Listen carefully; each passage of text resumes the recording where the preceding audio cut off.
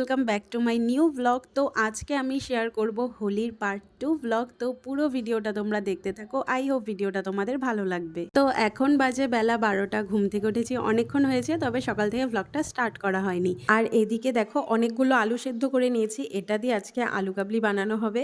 আর এখানে কিন্তু চিকেনটাও প্রায় হয়ে গেছে। এখন ওই সেদ্ধ করে রাখা আলুগুলোকে কেটে নিলাম, তারপরে সবাই মিলে খাওয়া দাওয়া করে চলে আসলাম সোজা কাকিমণিদের বাড়িতে। আর রান্না হয়ে যাওয়ার পর আমরা সবাই একটু করে খেয়ে নিয়েছিলাম, কারণ এরপরে যে কখন আমাদের খাওয়া হবে তার কিন্তু কোনো ঠিক নেই।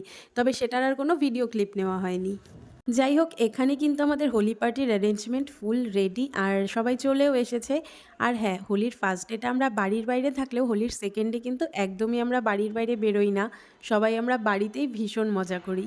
এদিকে দেখো আগে এখন আলু কাবলিটা মাখানো হচ্ছে, সমস্ত কিছু আমি সকালেই কেটে কুটে রেডি করে রেখেছিলাম। আর আলু কাবলির স্পেশাল ইনগ্রিডিয়েন্ট ছিল কিন্তু এই চাটনিটা। তো চাটনিটা দুদিন আগে আমি বানিয়ে রেখেছিলাম, আর এটা খেতে অসাধারণ হয়েছিল। বিশ্বাস করো, ভিডিও এডিট করতে গিয়ে এখনও আমার লোভ লাগছে। খুশি হয়েছে।